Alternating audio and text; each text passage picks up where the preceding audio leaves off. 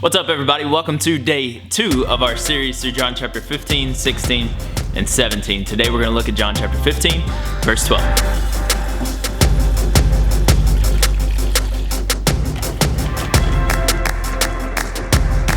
So by now, I'm sure you're pretty familiar with the context of this section of Scripture. Jesus is on the move. He's headed to the garden with his apostles, where he's going to pray, ultimately be arrested, and then shortly thereafter he will be crucified. And so he has some last-minute lessons that he wants to teach his apostles. And so here's what he says in John chapter 15, verse 12. He says, "This is my commandment, that you love one another as I have loved you." You see, he kind of switches gears. He says, okay, here's what I'm expecting of you. I'm about to leave. I'm not going to be here forever. I'm no longer going to be in your presence. So this is what I expect from you as my followers, as my disciples. Here is what I want you to do. And it's very simple. He just says, I want you to love one another. But then he raises the bar and he says, as I have loved you. And that steps it up to a whole new level, right? You can imagine the apostles listening to the teachings of Christ and remembering all the different ways that Christ had shown love to them. You can imagine Peter. I'm sure he thought of the scene where Christ healed his mother-in-law. And not only that, but I'm sure he thought of walking on water. And then whenever he lacked faith and fell into the water, where Christ didn't scold him, but instead he just picked him up out of the water. You can imagine the apostles remembering the grace that Christ showed to them. Even in their lack of faith, Christ didn't give up on them. And in fact, he gave them responsibilities and sent them out to share the gospel. And so you can kind of picture their faces and imagine their thoughts as Christ says, here's what I want you to do. Just love others the way that I've loved you. Love others the way that I've loved you. This isn't a new thing. Jesus didn't just start saying this. In fact, a few hours before in John chapter 13, he said the exact same thing to his apostles. They're sitting there, they're taking the Lord's Supper, and Jesus says this in verse 34, "A new commandment I give to you, that you love one another just as I have loved you.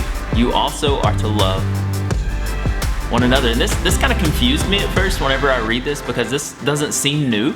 But here's what I do know, that through the life of Christ, we now have a new example.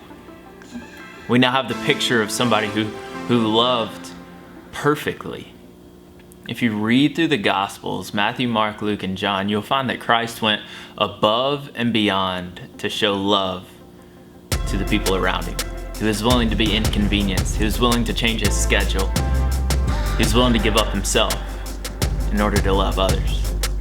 And that's exactly how the passage continues. And back in John chapter 15, he says, "This is my commandment, that you love one another as I have loved you." And then he lets them know, hey, here's how to show the greatest amount of love. Greater love has no one than this, that someone laid down his life for his friends. The apostles were about to experience the true love, the love of their Messiah giving up his life for them. So Jesus says, this is what I expect of you. This is what I expect you to do. This is how I expect you to love one another. Give of yourself. I think we're really good at loving others whenever it's convenient. We're good at loving others whenever we can post about it and maybe grow our audience or grow our amount of followers. We're good at loving others whenever it fits our schedule. We're good at loving others whenever we don't have to sacrifice. But Christ sets the standard. He raises the bar. And that he gives up his life so that we may live. John talks about this again in the letter of 1 John chapter 3. 1 John chapter 3, verse 16, he says this, "By this we know love, that he," talking about Christ, "that Christ laid down his life for us, and we ought to lay down our lives for the brothers." We're not just called to love whenever it's convenient. Love often requires sacrifice. Sacrifice of your time, sacrifice of your resources, sacrifice of your agenda, sacrifice of your schedule. So here's the question. How could you show love to someone today? Hey, have a good evening. I hope to see you soon.